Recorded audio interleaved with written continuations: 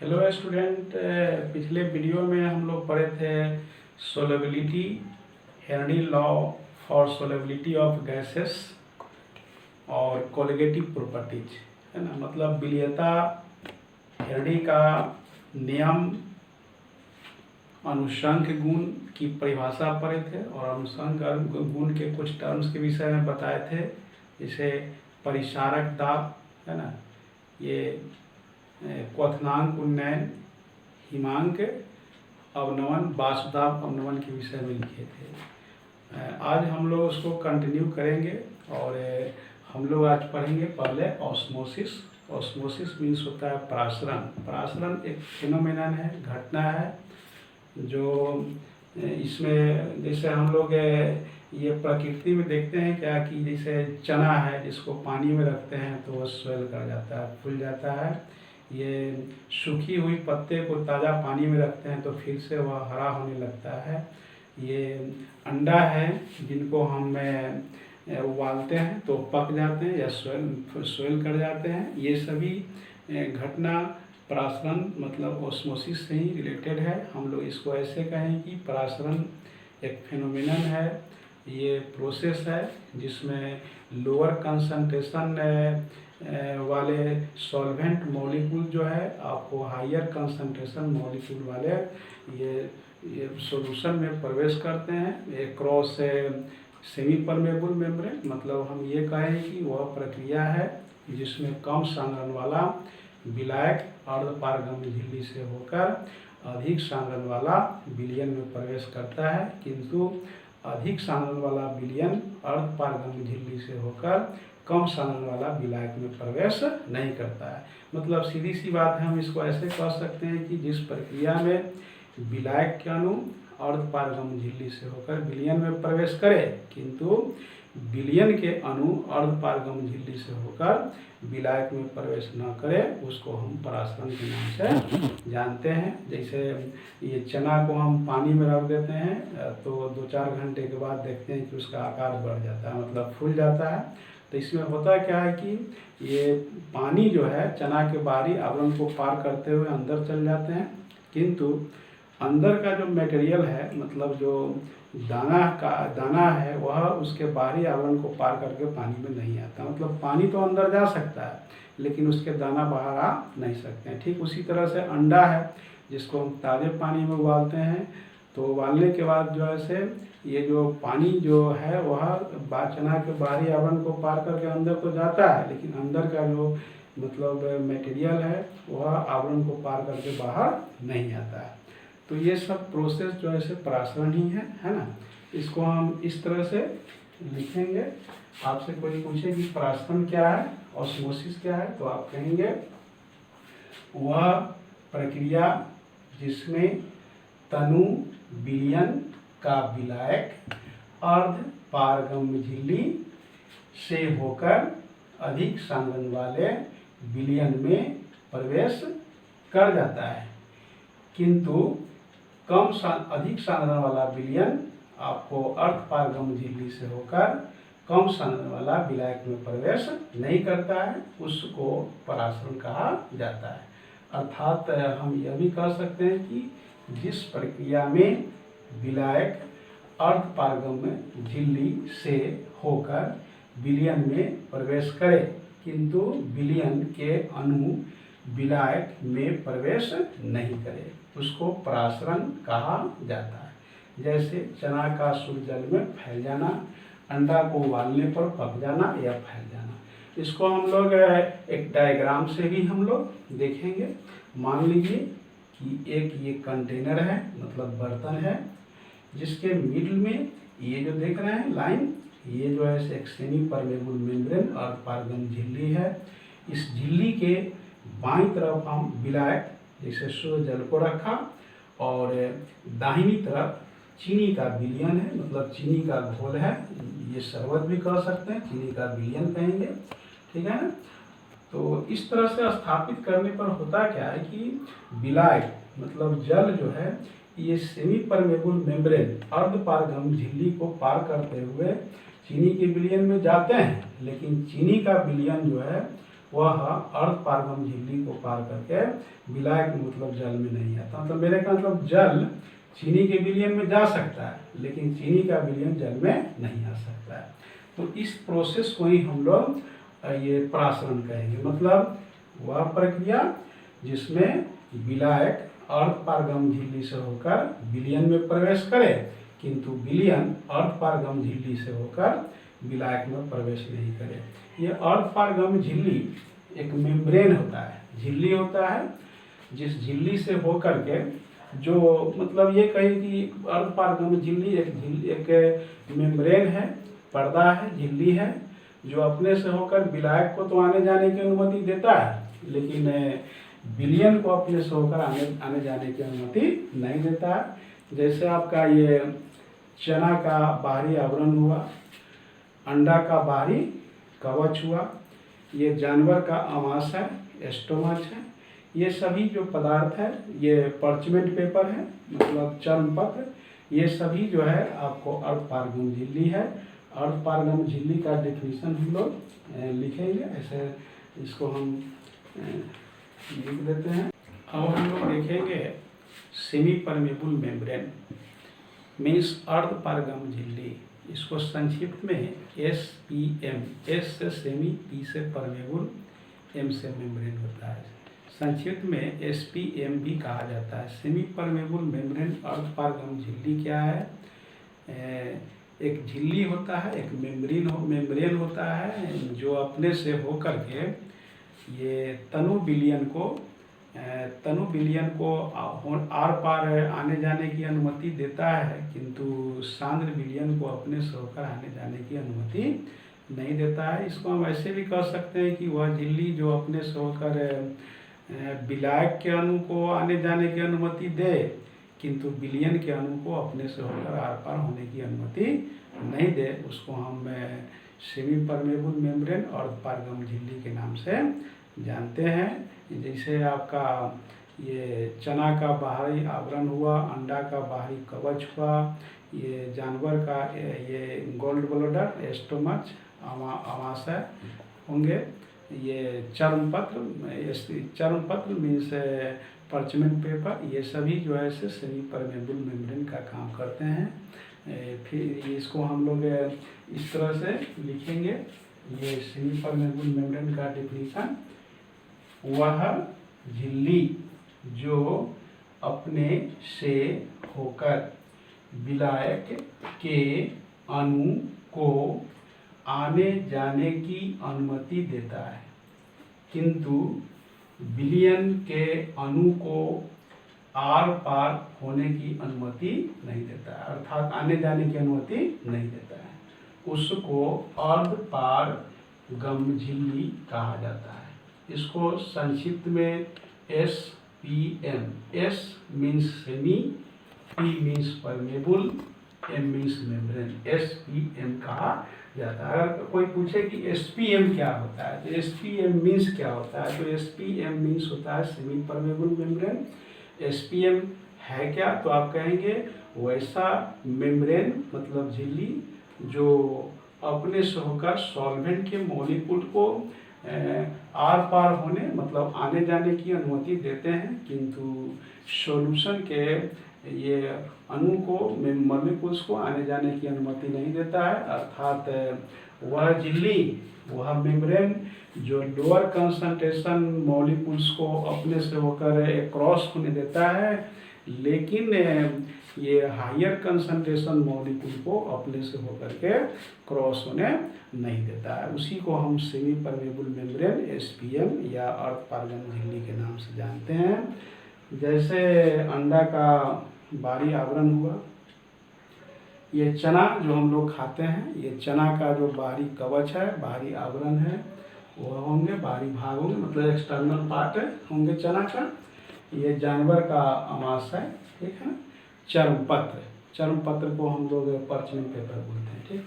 इसके बाद हम लोग पढ़ेंगे ऑस्मोटिक प्रेशर, परिसारक दाब। परिसारक दाब क्या है?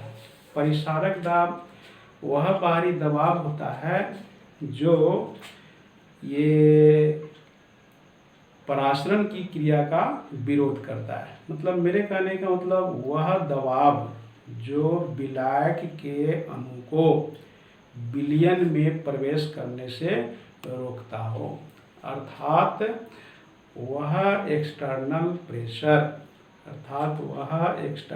प्रेशर जो ये lower concentration molecules of solvent को मॉलिक्यूल ऑफ सॉल्वेंट को अब ये higher concentration molecule of solution में प्रवेश करने से रोके। ठीक है ना, मतलब ये कम सांद्रण वाले विलयन को अधिक सांद्रण वाले विलयन में जाने से रोकता है। उसको हम परिसारक दाब या परासरण दाब को हम लोग परासरण दाब भी कहते हैं, परासरण दाब कहा जाता है। ऐसे संक्षिप्त में आप सिर्फ यह भी कह सकते हैं कि वह दबाव जो परासरण की क्रिया का विरोध करे उसको हम परिसारक दाब या परासरण दाब के नाम से जानते हैं। मतलब संक्षिप्त में या छोटे डिफिनीशन के रूप में हम इतना भी कह सकते हैं कि जो दाब परासरण की क्रिया का विरोध करे उसको हम परिसारक दाब कहेंगे। और परिसारक दाब को कैपिटल पाई, मैथ का पाई जो लिखते हैं वो होता है कैपिटल पाई से सूचित किया जाता है। इसको हम ऐसे डिफाइन करेंगे, देख लीजिए। ठीक है ना, वह बाहरी दबाव एक्सटर्नल प्रेशर जो परासरण की क्रिया का विरोध करता है उसको परिसारक दाब कहा जाता है। अर्थात वह दाब जो विलायक को विलयन में जाने से मतलब प्रवेश करने से रोकता है उसको परिसारक दाब कहा जाता है। परिसारक दाब को ये कैपिटल पाई से सूचित किया जाता है। अब इसके बाद हम लोग पढ़ेंगे, एक टॉपिक आता है आपका ये isotonic solution, hypertonic solution, hypotonic solution. मतलब समपसारी, ये अल्पपसारी, अतिपसारी। ठीक है ना, देखिए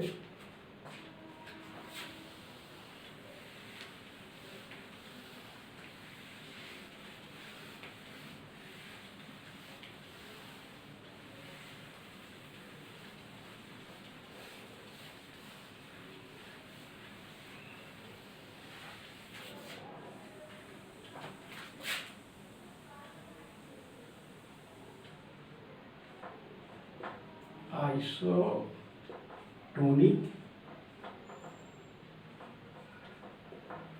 सॉल्यूशन।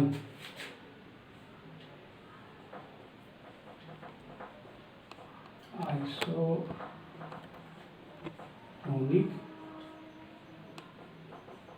विलयन, आइसोटोनिक विलयन को ये समपसारी विलयन भी कहा जाता है। समपसारी विलयन, आइसोटोनिक विलयन क्या है ना, वैसा विलयन जो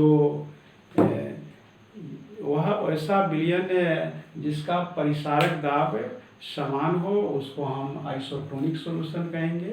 अर्थात जब दो विलयन का परिसारक दाब समान हो तो उसको हम परिसारक दाब कहेंगे। इसको हम ऐसे लिखेंगे, ये दिए गए तापक्रम पर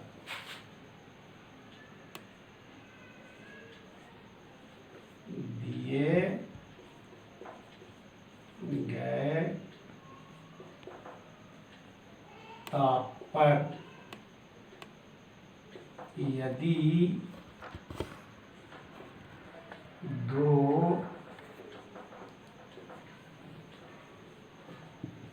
विलयन दिए गए ताप पर यदि दो विलयन का परिसारक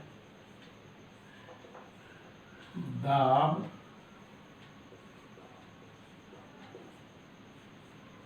समान हो, दिए गए ताप पर यदि दो विलयन का परिसारक दाब समान हो उसको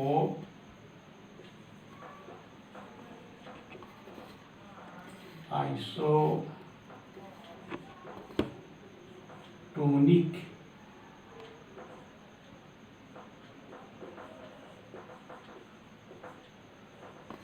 विलयन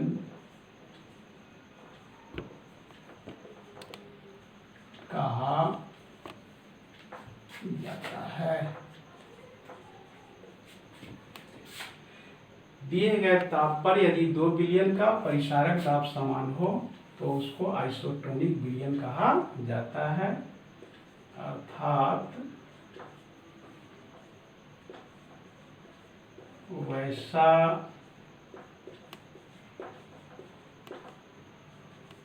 विलयन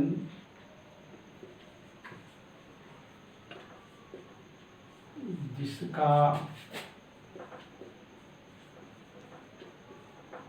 परिसारक दाब इक्वल मतलब समान हो उसको आइसोटोनिक विलयन मतलब समपसारी है ना, उसको आइसोटोनिक सॉल्यूशन समपसारी विलयन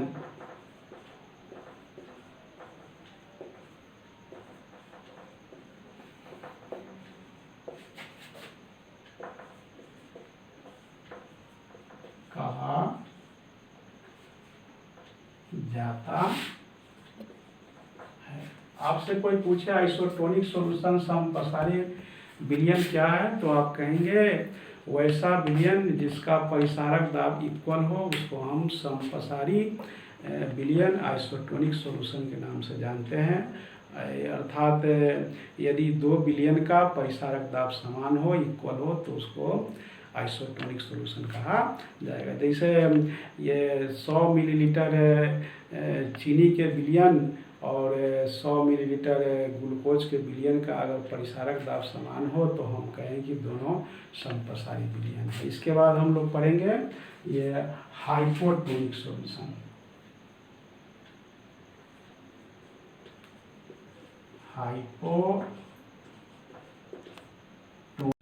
हाइपोटोनिक सॉल्यूशन को अल्पसारी विलयन भी कहा जाता है। हाइपोटोनिक विलयन क्या है? वैसा विलयन जिसका परिसारक दाब दूसरे विलयन की तुलना में कम हो। मतलब यदि 2 विलयन में से पहले विलयन का परिसारक दाब दूसरे विलयन की तुलना में कम हो तो पहले विलयन को हाइपोटोनिक सॉल्यूशन के नाम से जाना जाता है। हम लोग लिखेंगे वैसा विलयन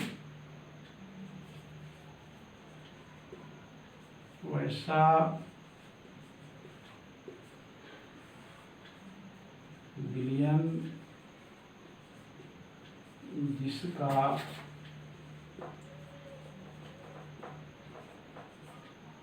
परिसारक दाब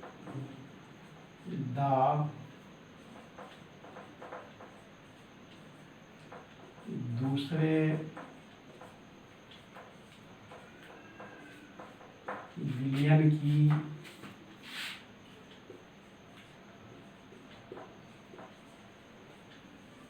परिसारक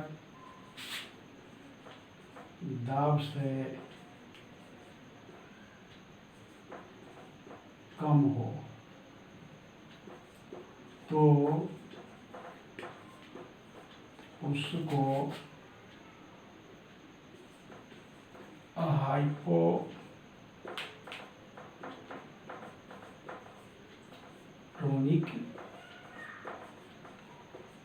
विलयन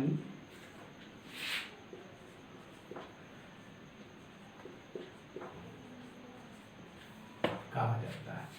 ठीक है ना। वैसा विलयन जिसका परिसारक दाब दूसरे विलयन की परिसारक दाब से कम हो उसको हाइपोटोनिक सॉल्यूशन मतलब अल्पसारी विलयन कहा जाता है। अगर 2 विलयन में से पहले विलयन का परिसारक दाब दूसरे विलयन से कम होता है तो हम पहले विलयन को हाइपोटोनिक मतलब ये अल्पसारी विलयन के नाम से जानते हैं। जैसे अगर 250 मिलीलीटर में 100 ग्राम चीनी को घुलाया गया एक बर्तन में और दूसरे बर्तन में 250 मिलीलीटर जल में ये 100 ग्राम नमक को घुलाया गया हो, यदि पहले विलयन मतलब ये चीनी के विलयन का परिसारक दाब नमक के विलयन के परिसारक दाब से कम हो तो हम चीनी के विलयन को हाइपोटोनिक सॉल्यूशन के नाम से जानेंगे। अब हम लोग पढ़ेंगे, एक टॉपिक है हाइपरटोनिक।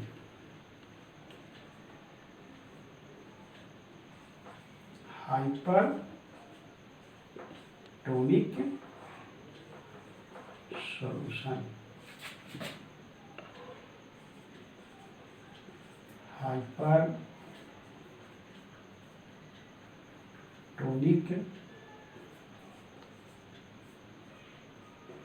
विलयन। हाइपरटोनिक विलयन को अति प्रसारी विलयन के नाम से भी जाना जाता है। हाइपरटोनिक अति प्रसारी विलयन क्या है?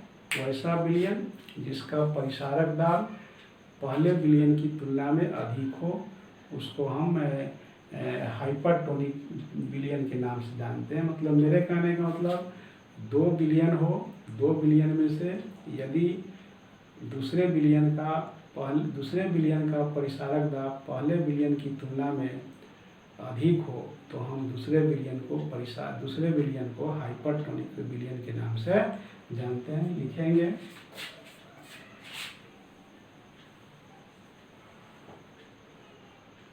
वैसा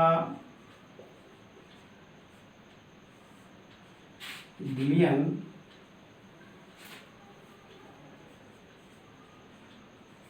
जिसका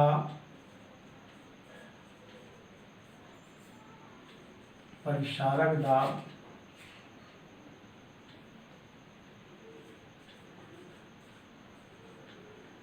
पहले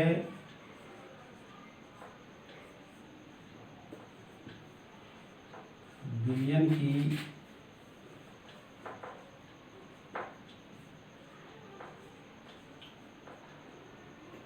तुलना में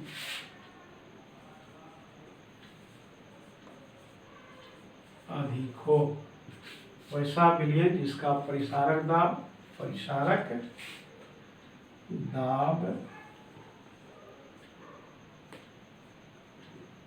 वैसा विलयन जिसका परिसारक दाब पहले विलयन की तुलना में अधिक हो तो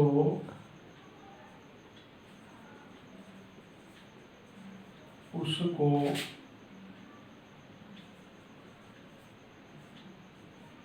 हाइपरटोनिक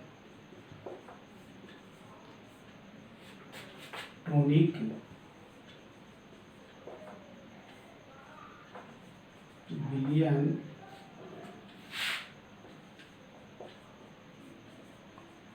कहा जाता है। वैसा विलयन जिसका परिसारक दाब पहले विलयन की तुलना में अधिक हो उसको हाइपरटोनिक विलयन कहा जाता है। ऐसे भी हम कह सकते हैं कि जब 2 विलयन